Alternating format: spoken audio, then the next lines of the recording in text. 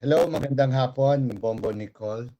Kumusta ka na this afternoon? Binabati natin ang ating mga kalugar, katropa, katoto na nakikinig ng Bombo Radio Facebook Live at Bombo Radio sa 1125 kHz. Magandang hapon sa inyong lahat. Kumusta ka na, Bombo Nicole? Ayan, attorney, welcome po dito po sa ating programa sa palatuntunan po na Duralex Lex. Mabuti naman po, attorney. At isang karangalan po na kayo po ay makapanayan po natin ngayong araw dito po sa ating programa.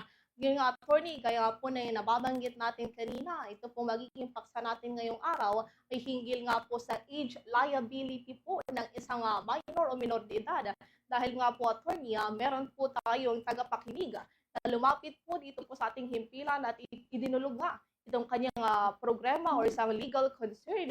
At ayon sa kanya, attorney, ng problema nga daw po nila, mayroong isang bata sa kanilang barangay na sospetsado na nagnanakaw. Ngayon, ang problema po, ayon daw po sa PNP, hindi daw po sila pwedeng ikulong dahil nga po ito ay minor de edad pa. So, attorney, ang tanong po niya kung ano daw po itong maaari niyang gawin o mga hakbang na kailangan niyang sundin hinggil dito, attorney. Napakagandang tanong yan, Bombo Nicole.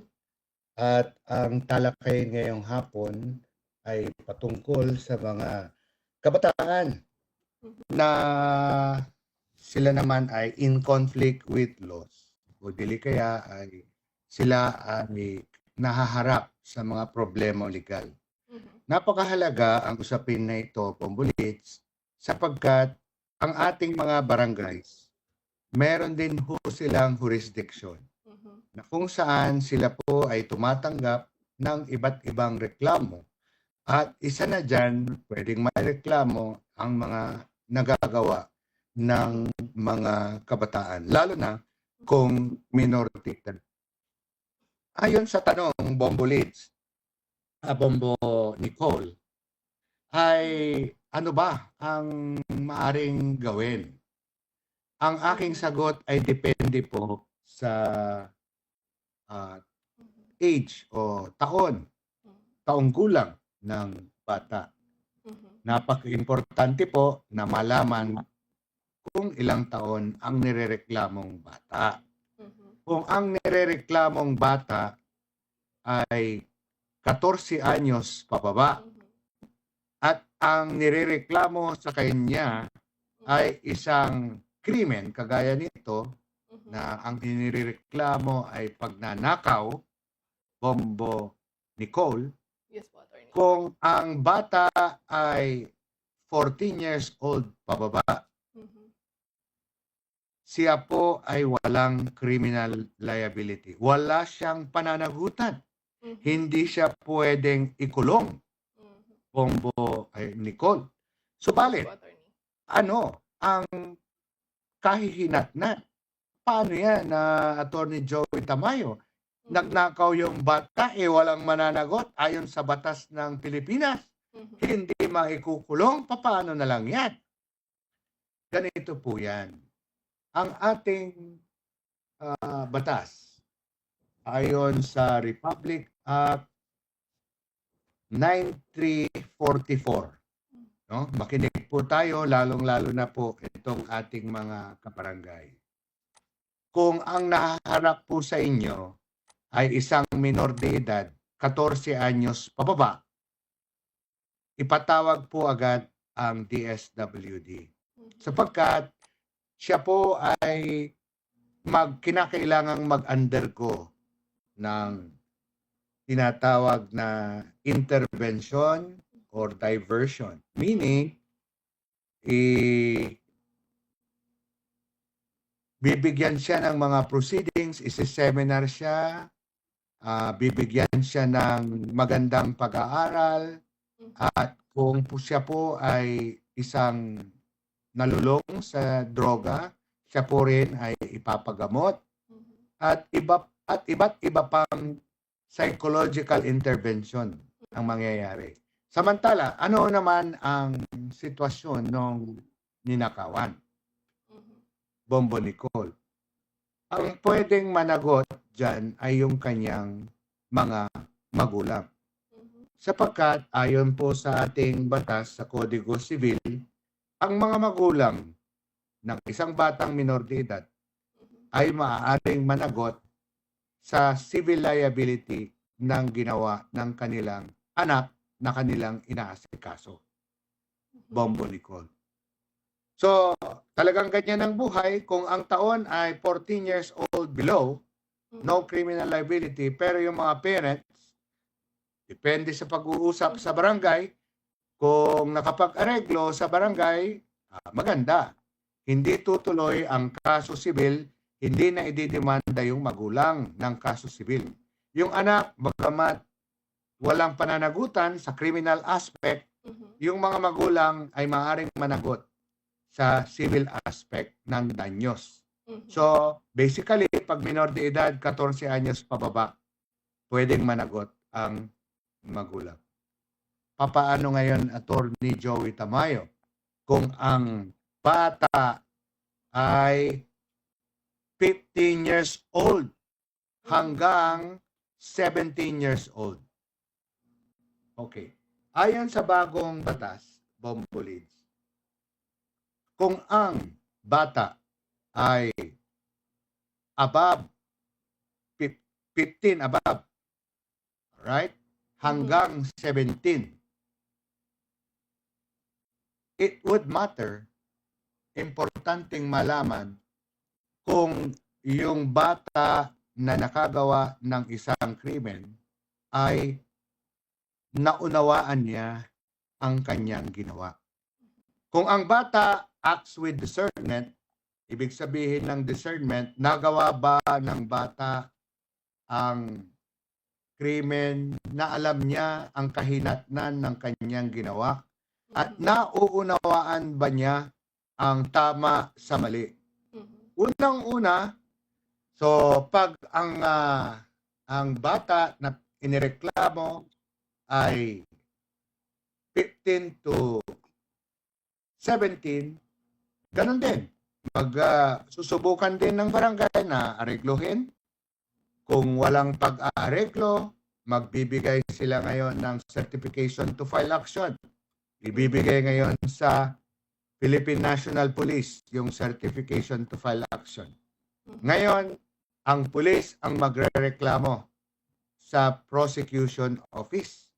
At doon naman sa korte, number 1, aalamin ng hukuman sa pamagitan hihingi ng tulong sa DSWD. I-determine kung naunawaan ba ng bata ang kanyang ginawa. Sa isang kasong napakahalagang ating pag-uusapan ngayong hapon, Bombo Nicole, mayroong isang nursing student above 15 or 15 years old above, below 18. May isang nursing student at mayroon siyang nasuntok. Yung isang kabataan din, Bombo Nicole, ay nagsumbong sa barangay at siya ay nagtistigo sa barangay. Sa inis ni itong nurse na second year, pinalo ang ulo ng batang namatay at ang nangyari, ang kanyang bungo, yung batang namatay ay na apisit. No? So, ang issue number 1 is, ito bang second year nursing student na ito ay person who acted with discernment? Ang sabi ng kataas-taasang hukuman, no? Ang tao na ito ay may pangunawa sa kanyang ginawa. Numero 1, alam niya na kaya niya pinalo ng hard object ang bungo ng kanyang pinatay ay para pagtakpan yung kanyang ginawang pambubugbog sa isang lalaki. Pangalawa, second year nursing student na siya. Pangatlo, yung kanyang mga ginawa ay para itago Alam niya ang kahinatnan ng kanyang ginawa. Kaya't ang ginawa ng kataas-taasang hukuman, itinuloy ang kaso. So, ibig sabihin, kung ang taon ng bata ay 15 years old to 17, itutuloy ang kaso sa hukuman at magprepresenta ng ebidensya.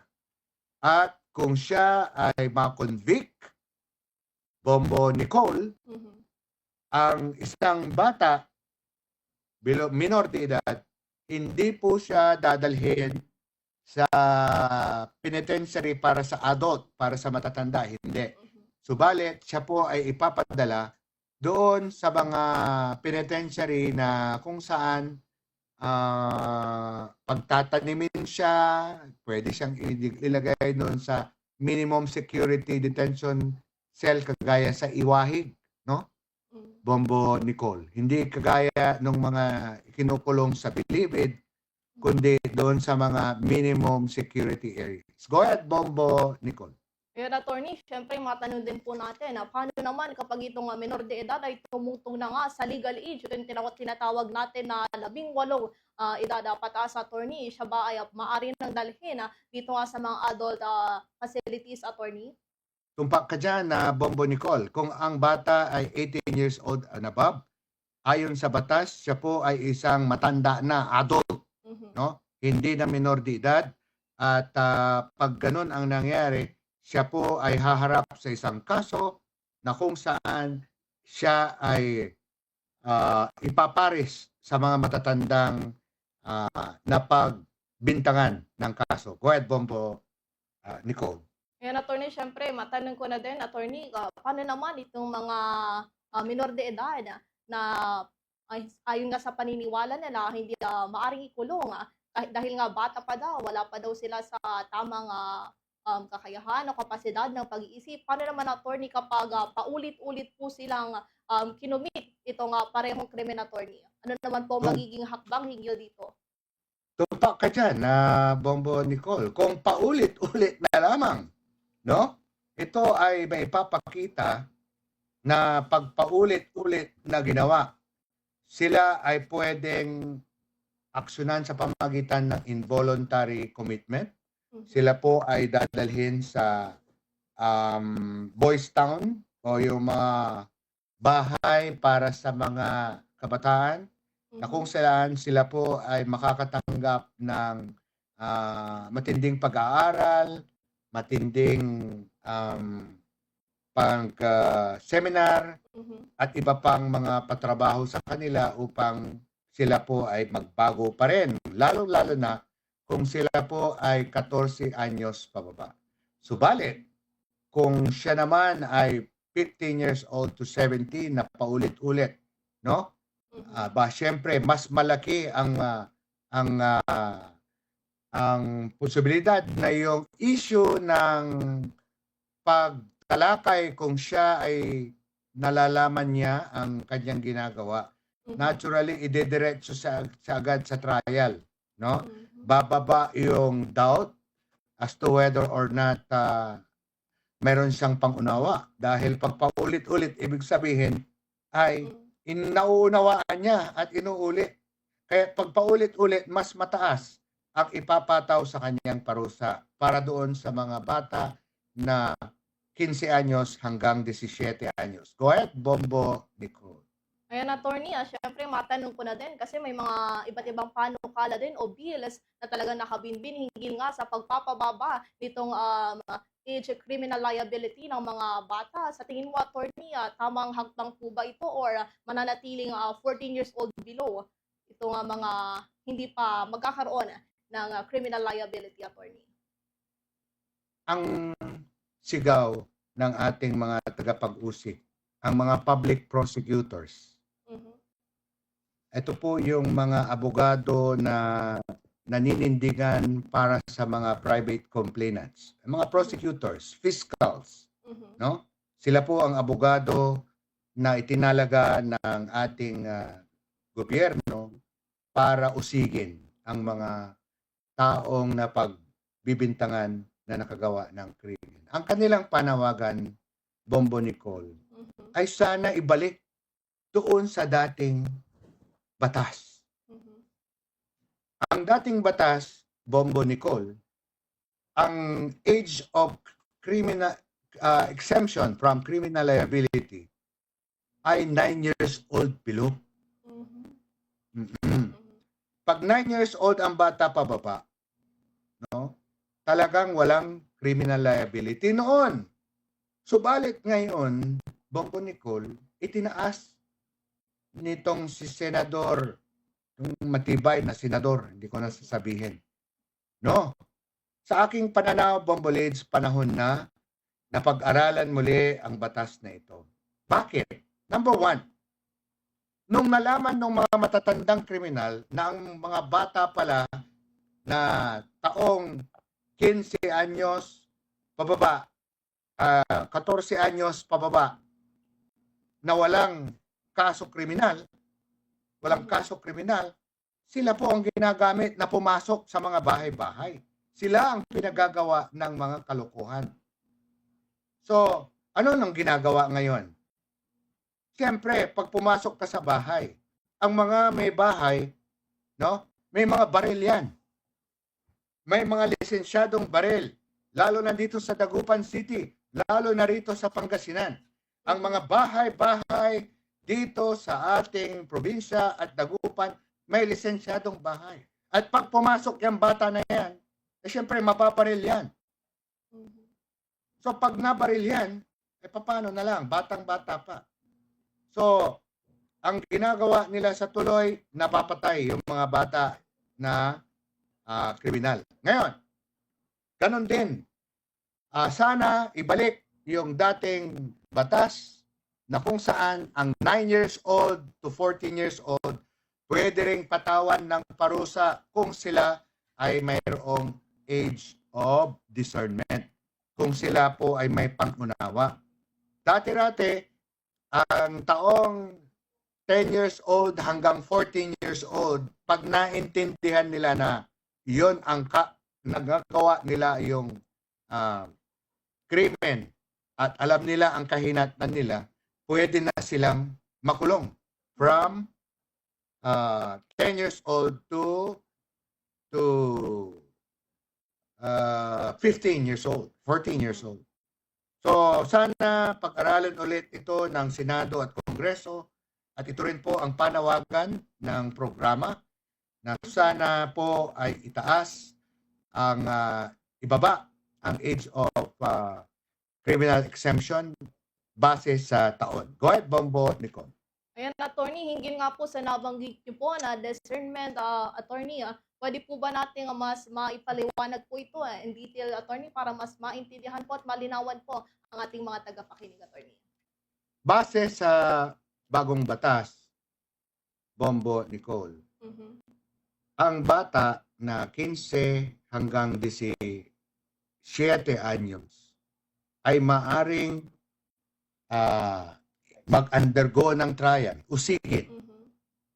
at patawan ng parusa kung siya po ay umakto ng alam niya ang ginawa niya. Discernment. Ano ba yung discernment? It is the capacity of the child at the time of the commission to understand the difference between right and wrong and the consequence of the wrongful act.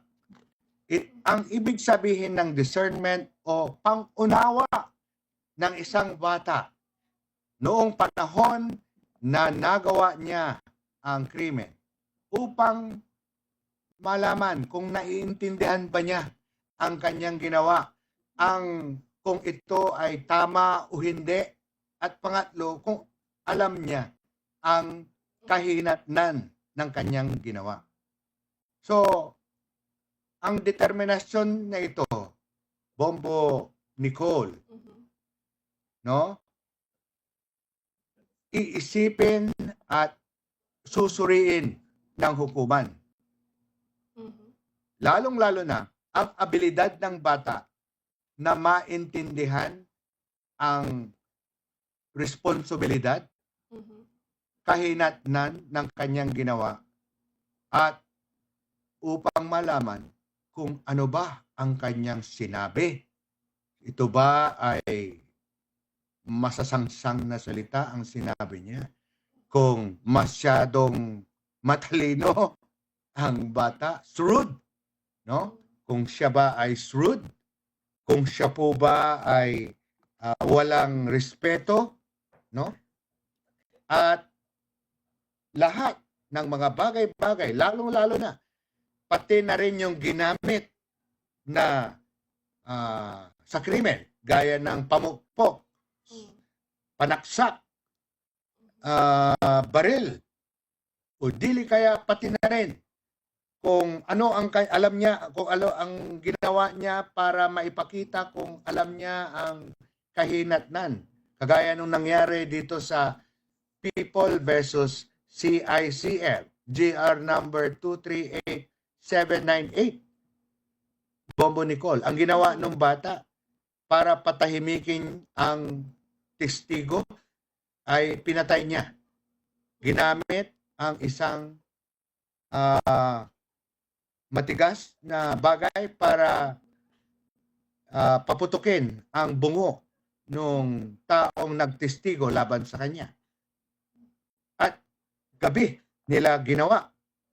So, ibig sabihin na ito, ayon sa kataas-taasan hukuman, ang batang ito ay alam niya ang kahinatnan ng kanyang ginawa at alam niya ang tama sa mali. Kaya siya po ay pinatawan ng parusa, no? At binigyan siya ng mabigat na parusa. Go ahead, Bombo Nicole. Ayun, attorney, gaya nga ng nabanggit mo, kapag napatunayan nga na siya ay may discernment or alam niya yung itong kanyang ginagawa ay talagang harap siya sa korte. Ngunit, attorney, matanong ko din kung meron po bang special court o may iba pang diversion options hinggil dito, attorney? Marami. May mga diversion options sa Bombo Nicole. Pwede pa siyang bigyan ng pagkakataon kung halimbawa po siya ay napatawan ng parusa at siya po ay mababa pa ang age, no? Kung natapos ang kaso, siya ay 17 anyos pa lamang, hindi pa muna siya papatawan ng parusa. Isususpende muna ang pagpataw ng parusa at imbes di siya ay ipapadala doon sa detensyon, sa iwahig o sa amang lugar, siya po ay mananatili sa kustodiya ng DSWD upang mag-aral na mag-aral hanggang sa matuto at magbago. Go ahead, Bombo Nicole. Siguro, attorney, panghuli na lamang po, payo na lamang po sa ating mga tagapakinig, especially po sa ating mga kabataan, higit po sa ating napag-usapang paksa ngayong araw. Sa ating mga kalugar dito sa Dagupan at Pangasinan, napakahalaga po ang paksa ngayong hapon sapagkat bagamat bata, meron pa ring responsibilidad ayon sa batas. Hinihiling po namin sa ating mga magulang na alagaan po ang kanilang mga anak sapagkat kung ang inyong mga anak ay siyang makakagawa ng isang bagay na isang maaring maging krimen o hindi, ang magulang pa rin ang siyang mananagot. Mahalaga rin po upang malaman po natin ang kahinatnan ng isang bata, lalong-lalo na kung sakaling ang bata na ito ay nag-udyok lang sa isang kaso na talagang hindi niya naiintindihan. Kaya para po sa ating mga barangay officials, napakahalaga po malaman ninyo ang inyong responsibilidad, lalong-lalo na po sa barangay. Tandaan po natin, pag bata ang napunta sa nanirereklamo o dili kaya bata ang nagrereklamo, ito po ay may espesyal na atensyon.